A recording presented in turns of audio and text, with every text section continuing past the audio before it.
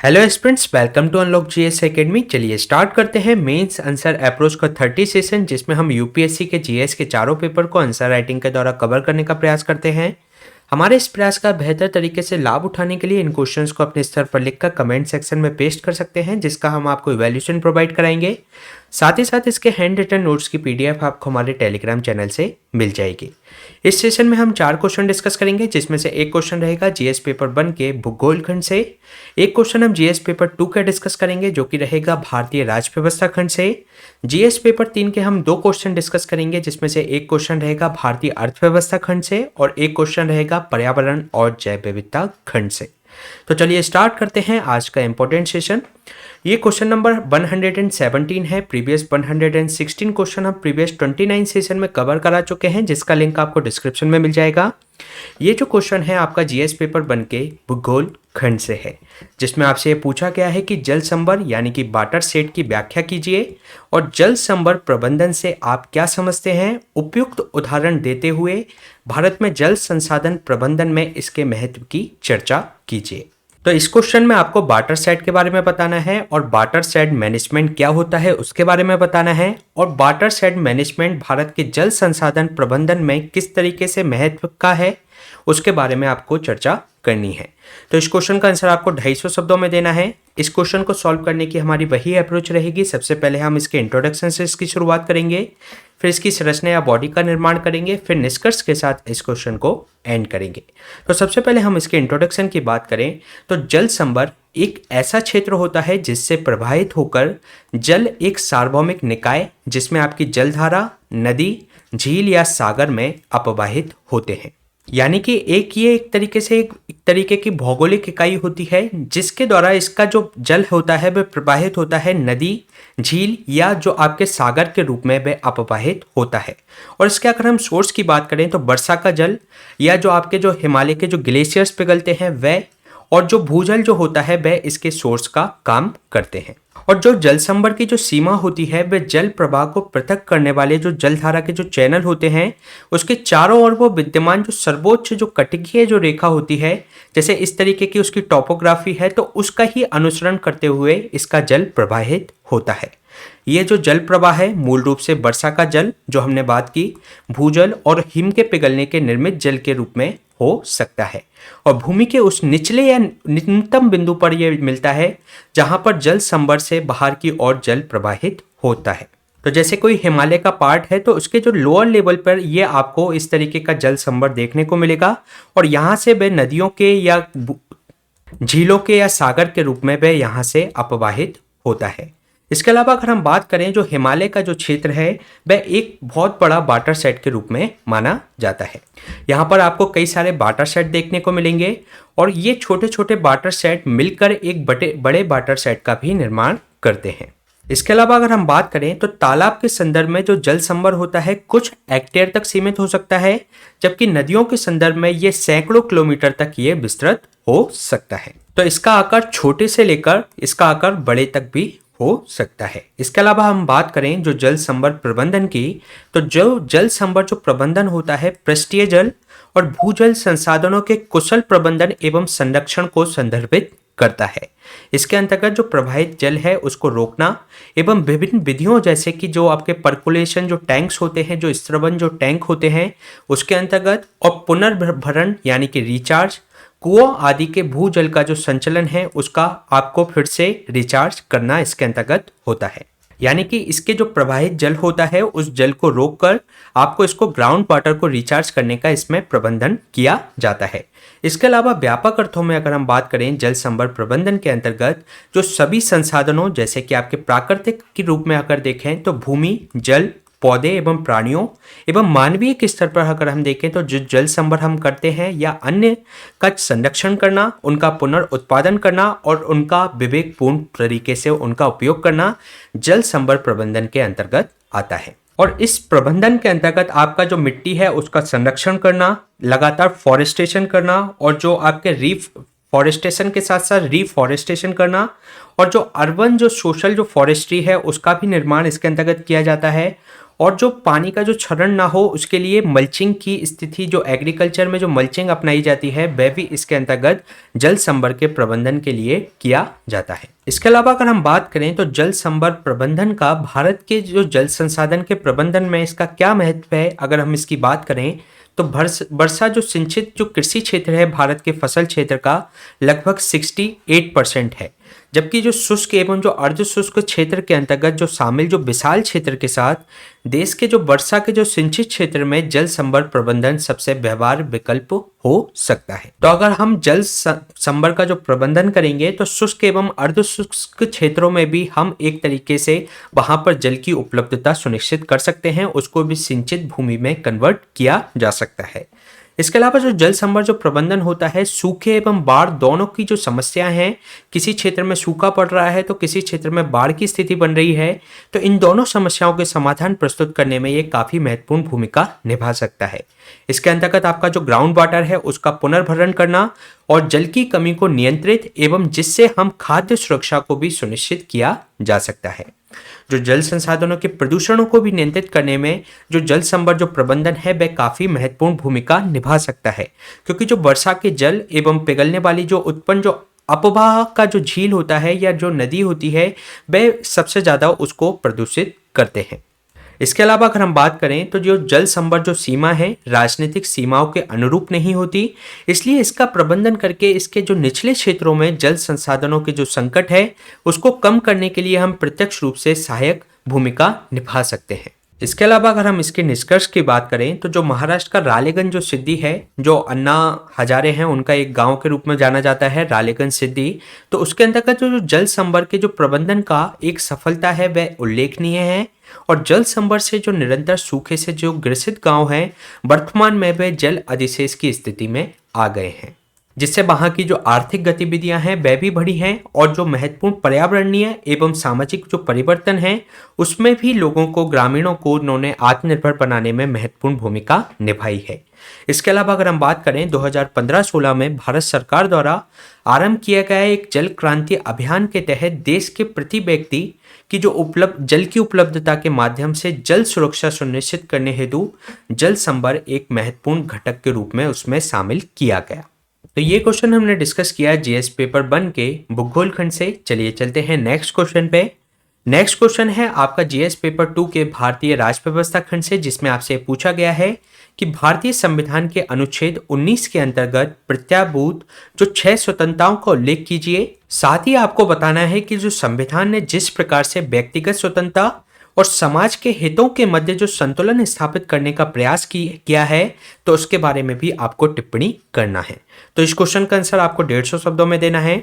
तो इस क्वेश्चन को सॉल्व करने की वही हमारी अप्रोच रहेगी। सबसे पहले हम इसके इंट्रोडक्शन से इसकी शुरुआत करेंगे, जिसमें हम इंट्रोडक्शन में जो आर्टिकल 19 के अंतर्गत जो 6 मूलभूत स्वतंत्रता की जो गारंटियां दी गई हैं उससे हम उसको स्टार्ट कर सकते हैं। जिसके अंतर्गत जो 19(1) है उसके अंतर्गत आपको 6 स्वतंत्रता की गारंटी दी गई है और फिर 19(2) से 19(6) तक उसके अंतर्गत क्या युक्तियुक्त निर्बंधन होने चाहिए वह उसके अंतर्गत बताए गए हैं। अगर हम बात करें उसके अंतर्गत जो 6 मूलभूत स्वतंत्रता की जो गारंटी है उसके 19(1)(a) के अंतर्गत वाक एवं अभिव्यक्ति की स्वतंत्रता सुनिश्चित की गई है। साथ ही साथ 19(1)(b) के अंतर्गत शांतिपूर्वक और निरायुध सम्मेलन की स्वतंत्रता, 19(1)(c) के अंतर्गत संगम या संघ या सहकारी समिति बनाने का अधिकार, 19(1)(d) के अंतर्गत भारत के राज्य क्षेत्र में सर्वत्र आबाद संचरण की स्वतंत्रता और फिर इसके अंतर्गत भारत के राज्य क्षेत्र में किसी भी भाग में बस जाने या निवास करने का अधिकार और 19(1)(f) इसमें से हटा दिया गया है 44वें संविधान संशोधन के माध्यम से। इसके बाद 19(1)(g) है जिसके अंतर्गत किसी वृत्ति, उपजीविका या व्यापार या कारोबार करने की स्वतंत्रता सुनिश्चित की गई है। इसके अलावा इनसे संबंधित रीजनेबल रिस्ट्रिक्शंस यानी कि युक्ति युक्त निर्बंधन भी दिए गए हैं, जिसके आधार पर इन स्वतंत्रता को राज्य प्रतिबंधित कर सकता है।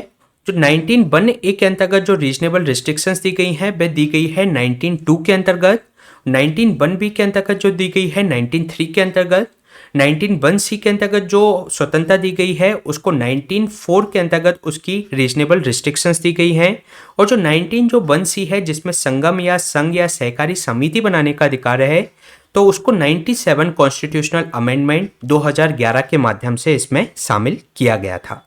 इसके अलावा अगर हम बात करें जो 19(1)(d) के अंतर्गत जो स्वतंत्रता दी गई है उसकी रीजनेबल जो रिस्ट्रिक्शंस है जो युक्ति युक्त निर्बंधन है वह 19(5) के अंतर्गत दी गई हैं। इसके अलावा जो 19(1) ही है उसमें भी 19(5) के अंतर्गत रीजनेबल रिस्ट्रिक्शंस और 19(1)(g) के अंतर्गत जो स्वतंत्रता है वह 19(6) के अंतर्गत उसका युक्ति युक्त निर्बंधन दिए गए हैं। इसके अलावा इनके जो आर्टिकल हैं उसके क्रम को आप एक कहानी से याद कर सकते हैं।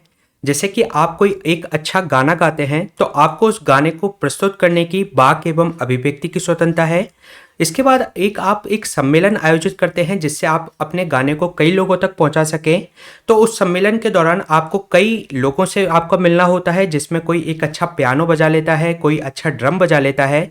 तो उन सब के साथ मिलकर आप उसके अंतर्गत एक संघ बना लेते हैं, एक टीम का उसमें जनरेट कर लेते हैं, एक सहकारी समिति का उसका निर्माण कर लेते हैं। फिर जब वो आपकी जो टीम एक पूरी तरीके से बन जाती है तो आप पूरे भारतवर्ष में जाकर आवाज संचरण करते हुए अपना गाना सभी लोगों को सुनाने का प्रयास करते हैं। कई जगह आपके कॉन्सर्ट आयोजित होते हैं तो वहां पर आप पूरी टीम के साथ जाकर वहां पर अपना गाना प्रस्तुत करते हैं। इसके अलावा आप जब पूरे भारतवर्ष में आप जब घूम रहे होते हैं तब आपको वहां पर एक लगता है कि जो मुंबई में है आपको एक बहुत अच्छा बिजनेस मिलता है, आपके गाने के वहां पर कई लोग चाहने वाले हैं। तो आप ये फिर एक तरीके से मुंबई में ही निवास या बस जाने की आप उस क्षेत्र में बसकर वहां पर अपना गाना लगातार प्रस्तुत करते रहते हैं। इसके बाद आपकी जो टीम है उसके बीच में झगड़ा हो जाता है तो सब अपने अपना कार्य करने लगते हैं। सबको अपने अपने वृत्ति या व्यापार या कारोबार करने की स्वतंत्रता होती है तो सब अपने अपना कार्य अलग अलग करने लगते हैं। तो इस कहानी के थ्रू आप इसके जो हैं इसके क्रम को याद कर सकते हैं जिसमें आप एक अच्छा गाना गाते हैं, उसको वाक एवं अभिव्यक्ति की स्वतंत्रता उसके अंतर्गत है। फिर एक आप सम्मेलन करने की आपको स्वतंत्रता है तो उसके अंतर्गत एक सम्मेलन का आप आयोजन करते हैं। फिर उससे संबंधित एक टीम को जनरेट कर लेते हैं। फिर पूरे भारत में जाकर आवाज संचरण करते हैं, अपना गाने का कॉन्सर्ट आयोजित करते हैं। फिर जब आपको लगता है कि एक क्षेत्र में आपको ज़्यादा वहाँ पर रेवेन्यू जनरेट होता है तो वहाँ पर आप बस जाते हैं। फिर उसके बाद आपके जो टीम है उसके बीच में झगड़ा हो जाता है और वे अलग अलग अपना व्यापार करने लगते हैं। तो इस तरीके से इसके क्रम को आप याद कर सकते हैं। इसके अलावा अगर हम देखें तो व्यक्तिगत हितों एवं समाज के हितों के बीच में इसमें संतुलन करने का प्रयास किया गया है। जो उद्देशिका है या जो मूल अधिकार है वो जो प्रत्याभूत जो स्वतंत्रता सुनिश्चित की गई है वह एक तरीके से असीम ना होकर उन्हें अनियंत्रित छोड़ दिया अगर हम जाएं तो वह इससे स्वतंत्रता होगी, समाज में अराजकता पैदा करेगी, नस्ल भेद पैदा करेगी और समाज विरोधी गतिविधियों को वह उत्पन्न कर सकती है। इसलिए संविधान द्वारा इन जो अधिकार हैं इसके उपयोग पर युक्तियुक्त निर्बंधन यानी कि रीजनेबल रेस्ट्रिक्शंस आरोपित किए गए हैं जिससे व्यक्तिगत स्वतंत्रता एवं समाज का जो हित है उसके बीच में संतुलन स्थापित किया जा सके। और ये जो युक्तियुक्त निर्बंधन है वह आपको 1902 से 1906 तक यह आपके दिए हुए हैं। इसके अलावा अगर हम बात करें जो वाक एवं अभिव्यक्ति की जो स्वतंत्रता है उसके परिप्रेक्ष्य में अगर हम बात करें रीजनेबल रेस्ट्रिक्शंस की तो राज्य और भारत की जो आपकी संप्रभुता है, जो अखंडता है, राज्य की सुरक्षा है, विदेशी राज्य के साथ मैत्रीपूर्ण संबंध है, लोक व्यवस्था है, न्यायालय की अवमानना है, मानहानि, शिष्टाचार, नैतिकता तथा अपराध में संलिप्तता के आधार पर राज्य उस पर युक्तियुक्त निर्बंधन लगा सकता है। यानी कि आपकी वाक एवं अभिव्यक्ति की जो स्वतंत्रता है उसको प्रतिबंधित कर सकता है स्टेट के द्वारा। इसके अलावा राज्य दो आधारों पर भी सभाओं का आयोजन कर संबंधी जो अधिकार हैं जिसके अंतर्गत उन पर भी उचित प्रबंधन लगा सकता है, जैसे कि आपके भारत की संप्रभुता या अखंडता से संबंधित या लोक व्यवस्था सहित उस संबंधित क्षेत्र में यदि कोई यातायात से संबंधित समस्या उत्पन्न हो सकती है तो राज्य आपके उस सभाओं के आयोजन पर प्रतिबंध लगा सकता है। इसके अलावा आईपीसी की जो धारा है 144 के अंतर्गत यदि 5 या 5 से अधिक की अगर सभाओं को भी प्रतिबंधित किया जा सकता है स्टेट के द्वारा। इसके अलावा अगर हम बात करें जो भारत की संप्रभुता एवं अखंडता और लोक व्यवस्था एवं नैतिकता के संबंध में जो संघ की जो स्वतंत्रता पर भी प्रतिबंध इसके अंतर्गत राज्य आरोपित कर सकता है। और जो सर्वत्र जो अबाध संचरण की हमने बात की थी, कहीं पर भी निवास की जो स्वतंत्रता की हमने बात की थी, तो उदाहरण के लिए जैसे कि सुप्रीम कोर्ट के द्वारा जो वेश्याओं के संचरण की स्वतंत्रता को लोक व्यवस्था के आधार पर इसमें प्रतिबंधित किया जा सकता है। साथ ही साथ किसी भी अनुसूचित जो जनजाति का जो क्षेत्र होता है उनकी सुरक्षा से संबंधित, जो उनके जो हितों से संबंधित अगर कोई विपरीत रूप से प्रभाव डाल सकता है तो उसको प्रतिबंधित किया जा सकता है। और जो जनजातीय जो क्षेत्र हैं, जो उसकी विशिष्ट संस्कृति की सुरक्षा के लिए भी ये निर्बंधन लगाया जा सकता है। इसके अलावा जो वृत्ति की स्वतंत्रता है, किसी भी तरीके के व्यवसाय की जो स्वतंत्रता है, उसके अंतर्गत आपके जो व्यवसाय के लिए आपको किसी लाइसेंस होना चाहिए या किसी आपको पेशेवर या तकनीकी योग्यता, उसके लिए टेक्निकल नॉलेज होनी चाहिए, तो उसको भी इसके अंतर्गत प्रतिबंधित किया जा सकता है। और जो अनैतिक एवं जोखिमपूर्ण जो वृत्ति है उसमें ये आपकी जो वृत्ति की जो स्वतंत्रता दी गई है उसमें ये चीजें इसमें शामिल नहीं है। वृत्ति की स्वतंत्रता के अंतर्गत आपको ऐसा कोई अधिकार नहीं है कि कोई भी आप अनैतिक वृत्ति या जोखिमपूर्ण वृत्ति उसके अंतर्गत कर सके। तो ये इसके अंतर्गत संतुलन स्थापित करने की कोशिश की गई है।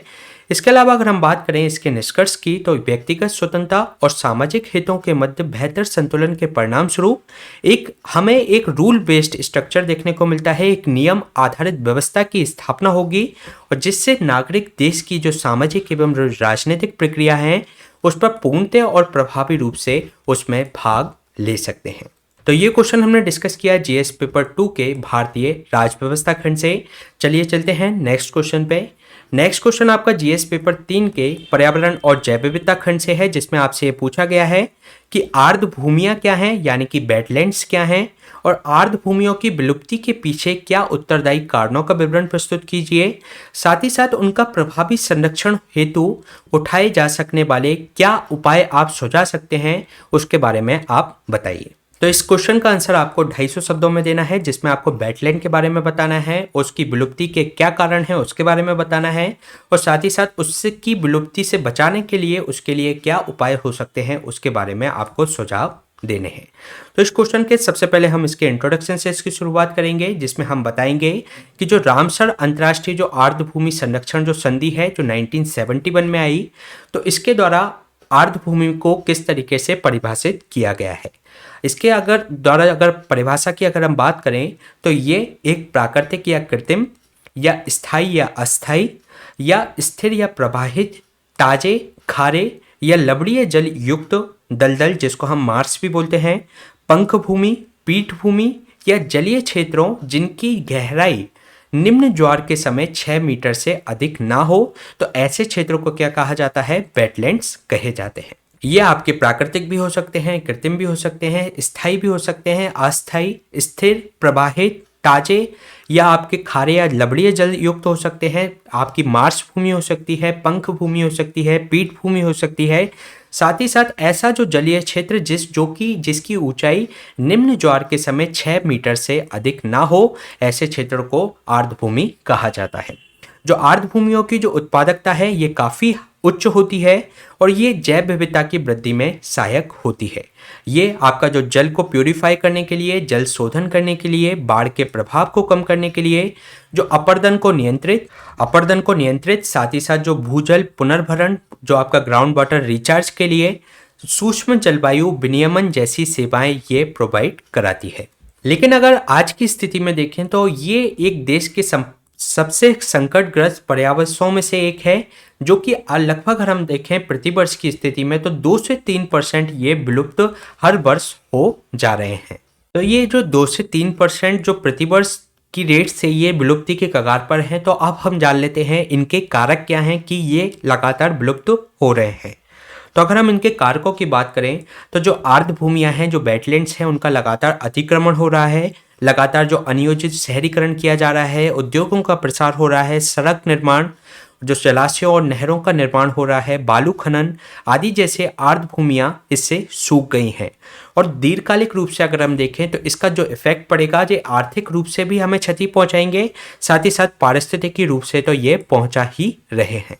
अभी की स्थिति में तो लग रहा है कि हमें उद्योगों का प्रसार हो रहा है या अनुचित जो शहरीकरण हो रहा है उससे तो अभी फायदा हो रहा है, लेकिन अगर दीर्घकालिक रूप से अगर देखेंगे तो ये आर्थिक रूप से हमें क्षति ही पहुंचाएंगे।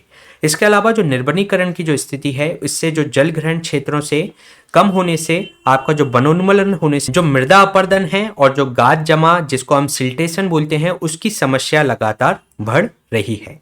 इसके अलावा अगर हम बात करें प्रदूषण के कारण जो उद्योगों से निकलने वाला जो सीवेज है, जो विषाक्त रसायन है, उसका जो गैर प्रतिबंधित रूप से उसकी जो डंपिंग की जा रही है, वह भी इसका एक महत्वपूर्ण कारण है। इसके अलावा लगातार जो सिंचाई के लिए भूजल का जो दोहन किया जा रहा है, तो उससे जो भूमि का लवणीकरण भी बढ़ रहा है, तो ये भी एक महत्वपूर्ण कारक है इनके विलुप्त होने का कारण। साथ ही साथ जो आपके जो जलीय कृषि की बात करें तो एक्वाकल्चर जो किया जा रहा है, झींगा और जो मछली की मांग लगातार बढ़ती जा रही है, जिसके कारण से ये आर्थिक प्रोत्साहन इसके लिए देने के कारण से जो आर्द्र भूमि है, जो मैंग्रोव वनों को, जलीय कृषि को ये तालाबों में परिवर्तित करता जा रहा है, तो जिससे जो हमारी जो वेटलैंड्स हैं वे लगातार प्रभावित हो रही हैं। इसके अलावा नई प्रजातियों का जो प्रवेश है, जैसे कि जो जलकुंभी की बात करें जिसको हाइसिंथ हम बोलते हैं, और साल्विनिया जैसी जो विदेशी जो पादप प्रजाति हैं, वे देशज प्रजातियां हैं, उनको नुकसान पहुंचाती हैं, उनको विलुप्ति की कगार पर पहुंचा देती हैं और वहां पर उस क्षेत्र का वह अतिक्रमण कर लेती हैं, जिससे कि वह वहां का जो जलमार्ग होता है उसको अवरुद्ध कर देती हैं, जिससे कि हमारे जो वेटलैंड है वह विपरीत रूप से प्रभावित होते हैं। इसके अलावा लगातार जो जलवायु परिवर्तन हो रहा है, जो कि एक वैश्विक संकट है, उसके कारण से लगातार तापमान बढ़ रहा है, वर्षा में परिवर्तन आ रहे हैं, बाढ़ की पुनरावृत्ति हो रही है, जिसके कारण से समुद्र तल भी लगातार बढ़ रहा है, जो कि विपरीत रूप से प्रभावित कर रहा है आर्द्र भूमियों को। तो ये हमने बात की आर्द्र भूमियों की जो विलुप्ति की स्थिति है उसके कारक क्या है। अब हम बात कर लेते हैं इसके संरक्षण के क्या उपाय हो सकते हैं। तो सबसे पहले संरक्षण करने के लिए हमें आर्द्र भूमियों की पहचान करना जरूरी है। तो इसके लिए हमें पहचान के लिए जो वैज्ञानिक मानदंड हैं उनकी आवश्यकता है, और इसके लिए एक स्वतंत्र प्राधिकरण की भी हमें आवश्यकता है, जिससे वे स्वतंत्र रूप से इनकी पहचान कर सके। इसके अलावा आर्द्र भूमि पर जो डेटा बैंक है उसका भी सृजन करने की आवश्यकता है, जैसे कि इसरो के द्वारा इस तरीके का किया गया है। जैसे कि इसरो द्वारा नेशनल वेटलैंड जो एटलस बनाया गया है, जिसमें देश के लगभग 14.7 जो मिलियन हेक्टेयर भूमि को कवर करते हुए कई सारी आर्द्र भूमियों की उसने पहचान की है। इसके अलावा संस्थानों के साथ सहयोग किया जा सकता है। जो हम वैश्विक लेवल पर देखें तो एक वेटलैंड इंटरनेशनल है, तो सरकार वेटलैंड इंटरनेशनल जैसे संगठनों के साथ मिलकर सहयोग कर सकती है, उनके साथ सामंजस्य स्थापित करके इनका संरक्षण कर सकती है। इसके अलावा जो प्रौद्योगिकी का जो उच्चतम जो प्रौद्योगिकी होनी चाहिए वह इसके लिए उपयोग की जा सके, जो कि उपग्रह आधारित जो रिमोट सेंसिंग जो डिवाइसेस हैं, जो कि रिमोट सेंसिंग जो सैटेलाइट के माध्यम से कार्यरत हैं, तो उसके माध्यम से, और जो GIS जो उपकरण होते हैं, इन तकनीकों का अनुप्रयोग करते हुए प्रभावी प्रबंधन और आर्द्र भूमियों की निगरानी में सहायता की जा सकती है। साथ ही इसमें जो बहुहितधारक भागीदारी की जरूरत है, मल्टी स्टेक होल्डर अप्रोच की इसके अंतर्गत जरूरत है, क्योंकि जो आर्द्र भूमियों का जो समग्र प्रबंधन अगर हम करना चाहते हैं तो वहाँ के स्थानीय समुदायों की भी हमें सहायता लेनी होगी। साथ ही साथ जो प्रशिक्षित जो अकादमिक जो सदस्य हैं, पारिस्थितिकविद हैं, जल विज्ञानी हैं, उनकी भी भागीदारी से, इसका संयुक्त रूप से उनकी भागीदारी से इनका संरक्षण सुनिश्चित किया जा सकता है। इसके अलावा हमें ज़रूरत है वहाँ पर जागरूकता का प्रसार करने की, वहाँ पर अवेयरनेस बढ़ाने की। स्कूलों, कॉलेजों या जल निकायों के निकट रहने वाले जो आदिवासी जन सामान्य हैं उनको आर्द्र भूमियों के महत्व के बारे में बताया जाए, किस तरीके से हमारी ये पारिस्थितिकी को संरक्षित करके रखते हैं, उसके बारे में उनको जागरूकता की जाए, तो जिसके माध्यम से इसका संरक्षण किया जा सकता है। इसके अलावा अगर हम इसके निष्कर्ष की बात करें तो आर्द्र भूमियों का क्षेत्र लगातार विस्तारित है, अतः कृषि, राजस्व, पर्यटन आदि विभिन्न विभागों के अंतर्गत जो शामिल जो आर्द्र भूमियों हैं उसके ह्रास को बचाने के लिए हमें प्रयत्न करना चाहिए, और इसके लिए जरूरत है कि एक व्यापक और एकीकृत आर्द्र भूमि नीति तैयार की जाए। इसके अलावा जो आर्द्र भूमियों के संरक्षण, नियोजन, प्रबंधन और निगरानी में सहायक जो राष्ट्रीय आर्द्र भूमि संरक्षण जो कार्यक्रम है, जिसके अंतर्गत संरक्षण एवं प्रबंधन अधिनियम 2010 बनाया गया है, ऐसी पहलों को लगातार नियम के साथ साथ इनका प्रभावी कार्यान्वयन सुनिश्चित करने की भी आवश्यकता है। इसके अलावा इसमें जो संबंधित आपका जो राष्ट्रीय आर्द्र भूमि संरक्षण जो कार्यक्रम है 2010 का, जिसको हम नेशनल वेटलैंड कंजर्वेशन प्रोग्राम के रूप में भी जानते हैं, तो ये आप ध्यान रखिएगा, इससे संबंधित प्रोग्राम भारत में चल रहा है। साथ ही साथ रामसर कन्वेंशन, जिसका 1971 में ये कन्वेंशन आया। रामसर एक ईरान का एक शहर है, उसके नाम पर ही एक कन्वेंशन लाए गए थे, और इसके अंतर्गत भारत भी इसकी एक पार्टी है। 1975 में भारत इसकी एक पार्टी बना, और अगर हम बात करें भारत में अभी रामसर कन्वेंशन के अंतर्गत कितनी आर्द्र भूमियों को संरक्षण दिया गया है, तो ये अब बढ़कर 75 हो गई हैं। तो ये क्वेश्चन हमने डिस्कस किया जीएस पेपर 3 के पर्यावरण और जैव विविधता खंड से। चलिए चलते हैं नेक्स्ट क्वेश्चन पे। नेक्स्ट क्वेश्चन है हमारा जीएस पेपर 3 के भारतीय अर्थव्यवस्था खंड से, जिसमें आपसे पूछा गया है कि राजकोषीय नीति से आप क्या समझते हैं, इसके प्रमुख उद्देश्यों को स्पष्ट कीजिए। तो इस क्वेश्चन का आंसर आपको 150 शब्दों में देना है। सबसे पहले हम इसके इंट्रोडक्शन में राजकोषीय नीति क्या होती है उसके बारे में देखते हैं। तो जो राजकोषीय नीति है एक ऐसा साधन है जिसके माध्यम से सरकार देश की अर्थव्यवस्था के प्रदर्शन की निगरानी करने एवं परिणाम स्वरूप उसे प्रभावित करने हेतु व्यय के स्तर पर और करों की दरों में समायोजन करती है। तो अर्थव्यवस्था किस तरीके से बेहतर प्रदर्शन कर सके उसके लिए वह प्रबंधन करती है व्यय के स्तर पर और करों की दरों में वह समायोजन इसके अंतर्गत राजकोषीय नीति के अंतर्गत किया जाता है। इसके अलावा जो जॉन मेनार्ड जो कीन्स थे वह भी जो एक राजकोषीय नीति को उन्होंने परिभाषित किया। कीन्स का तर्क ये था कि सरकार व्यय एवं कर नीतियों को समायोजित करके व्यापार चक्र को स्थिर कर सकती है और आर्थिक उत्पादन को विनियमित कर सकती है। तो इसमें उन्होंने बताया कि सरकार व्यय के माध्यम से और जो लोगों पर वो टैक्स लगाती है जिससे उनका रेवेन्यू जनरेट होता है, तो इसके माध्यम से वह जो व्यापार चक्र है उसको स्थिर कर सकती है और उसको कंट्रोल में रख सकती है, उसको रेगुलेट कर सकती है। इसके अलावा अगर हम बात करें जो राजकोषीय नीति की, तो ये दो प्रकार की नीतियां होती हैं। एक होती है विस्तारवादी नीति और एक होती है संकुचनवादी नीति। विस्तारवादी नीति के द्वारा जो व्यय है सरकार के द्वारा जो व्यय किए जाते हैं विभिन्न योजनाओं या अवसंरचना के अंतर्गत, तो उस व्यय को बढ़ा दिया जाता है और जो लोगों पे जो टैक्स है वह इसके अंतर्गत कम कर दिया जाता है। और इन दोनों के माध्यम से, इन दोनों के समायोजन के माध्यम से आर्थिक विकास सुनिश्चित किया जाता है। क्योंकि लगातार सरकार व्यय करेगी और लोगों से टैक्स कम लेगी तो जो मार्केट में काफ़ी ज़्यादा पैसा होगा जो कि अन्य अन्य योजनाओं या अन्य अवसंरचनाओं में उस पैसे को लगाया जाएगा, जिससे इकोनॉमिक एक्टिविटी इंक्रीज होगी, जिससे देश का आर्थिक विकास सुनिश्चित हो पाएगा। इसके अलावा ये दूसरे प्रकार की जो व्यवस्था होती है वह संकुचनवादी व्यवस्था होती है, जिसके अंतर्गत सरकार जो व्यय है उसको कम कर देती है और लोगों पर टैक्स को बढ़ा देती है। इसके माध्यम से जो देश के अंतर्गत जो इन्फ्लेशन बढ़ गई होती है अधिक मुद्रा के कारण, तो उस मुद्रा को अर्थव्यवस्था से सोखने के लिए इस तरीके की नीति का उपयोग किया जाता है, जिससे कि इन्फ्लेशन यानी कि मुद्रास्फीति को कम किया जा सके।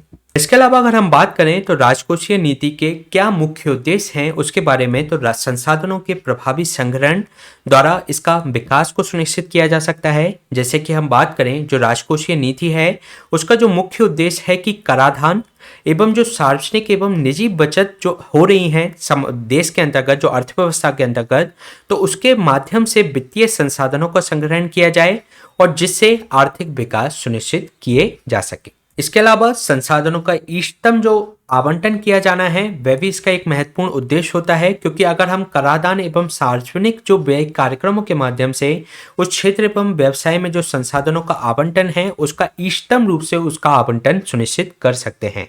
इसके अलावा इस पर जो अत्यधिक जो आपकी इनकम है उस पर अत्यधिक कर लगाकर एक तरीके से और उसका जो व्यय कर उस जो कर से जो रेवेन्यू जनरेट हुआ उसका व्यय कर अर्थव्यवस्था में, तो इससे ये आय का प्रभावी पुनर्वितरण सुनिश्चित करती है, यानी कि रीडिस्ट्रीब्यूशन सुनिश्चित करती है, जो कि समाज के अंतर्गत जो असमानताएं हैं उसको कम करती है। इसके अलावा ये कीमत स्थिरता जिसमें हमने अभी बात की थी इन्फ्लेशन को कम करने के लिए, जो कि एक संकुचनवादी जो नीति अपनाई जाती है, कीमत स्थिरता और मुद्रास्फीति पर इसके द्वारा नियंत्रण किया जाता है। क्योंकि जो राजकोषीय नीति है कुछ ऐसी होनी चाहिए जो कि कीमत स्तर को यथोचित स्तर पर बनाए रखे, साथ ही साथ जो मुद्रास्फीति को नियंत्रण में रखे और समाज के सभी वर्ग उससे लाभान्वित हो सके। इसके अलावा इसका एक सबसे महत्वपूर्ण उद्देश्य होता है रोजगार सृजन करना। जब सरकार व्यय करती है तो अवसंरचना का निर्माण करवाती है और उस अवसंरचना में निवेश होने से प्रत्यक्ष एवं अप्रत्यक्ष रूप से अर्थव्यवस्था में रोजगारों का सृजन होता है। इसके अलावा संतुलित क्षेत्रीय विकास को भी ये सुनिश्चित करती है, जो सरकार जो पिछड़े क्षेत्रों में परियोजनाएं स्थापित करने एवं विभिन्न प्रोत्साहन जैसे कि नगद रूप में या सब्सिडी देकर या करों में रियायत देकर या रियायती ऋण ब्याज दर पर उनको ऋण प्रोवाइड कराती है, तो उसके माध्यम से एक संतुलित क्षेत्रीय विकास सुनिश्चित हो पाता है। इसके अलावा इसका एक महत्वपूर्ण उद्देश्य ये भी होता है कि जो भुगतान संतुलन है, जो बैलेंस ऑफ पेमेंट है, उसको बनाए रखना। अगर हम बात करें राजकोषीय नीति, जो भुगतान संतुलन की समस्या का समाधान करने हेतु अधिक निर्यातकों को यानी कि एक्सपोर्ट को बढ़ाने और आयातकों को कम करने के लिए ये प्रयास करती है। ये निर्यातों को प्रोत्साहन देती है और आयातों को हतोत्साहित करती है, जिससे जो विदेशी मुद्रा है, आयात के जब हम एक्सपोर्ट ज़्यादा करेंगे तो उससे हमें विदेशी मुद्रा का उपार्जन होगा और उसको बढ़ाने में ये मदद करती है। इसके अलावा इसका एक महत्वपूर्ण उद्देश्य पूंजी निर्माण करना होता है। पूंजी निर्माण की दर को बढ़ाना होता है, जिससे कि प्रमुख क्षेत्रों में निवेश को बढ़ाया जा सके, जिससे देश की आर्थिक जो विकास की जो दर है उसको और ज़्यादा बढ़ाया जा सके। इसके अलावा ये हमने बात कर ली इसके जो राजकोषीय नीति है उसके उद्देश्यों के बारे में। अगर हम बात करें इसके निष्कर्ष के बारे में, तो राजकोषीय नीति के उद्देश्यों को सार्वजनिक व्यय, कराधान, ऋण एवं घाटे का वित्त पोषण जैसे नीतिगत साधनों के प्रभावी उपयोग की स्थिति में ही प्राप्त किया जा सकता है। तो इन जो नीतिगत साधनों के माध्यम से, जिसमें सार्वजनिक व्यय, कराधान, ऋण एवं घाटे का वित्त पोषण जैसे नीतिगत साधनों के माध्यम से ही एक बेहतर राजकोषीय नीति के उद्देश्यों को प्राप्त किया जा सकता है। साथ ही साथ जो राजकोषीय नीति की सफलता कार्यान्वयन के जो दौरान जो सामयिक जो उपाय हैं उनके प्रभावी व्यवस्थापन भी ये निर्भर करती है कि राजकोषीय नीति किस तरीके से वर्क करेगी। तो ये क्वेश्चन हमने डिस्कस किया जीएस पेपर 3 के भारतीय अर्थव्यवस्था खंड से। इसी तरीके के सेशन हम आपके बीच में लाते रहेंगे। साथ ही साथ इसके हैंड रिटन नोट्स की पीडीएफ आपको हमारे इस टेलीग्राम चैनल से मिल जाएगी। और यदि आपका ऑप्शनल हिंदी साहित्य है तो हमारा हिंदी साहित्य का भी इसी तरीके से 4 क्वेश्चन डेली डिस्कस किए जाते हैं, तो आप उसको भी हमारी उसका अलग प्लेलिस्ट है जिसकी डिस्क्रिप्शन में आपको वह प्लेलिस्ट देखने को मिल जाएगी, तो उसको भी आप ज्वाइन कर सकते हैं। Please stay tune and subscribe the unlock GS academy. Thank you.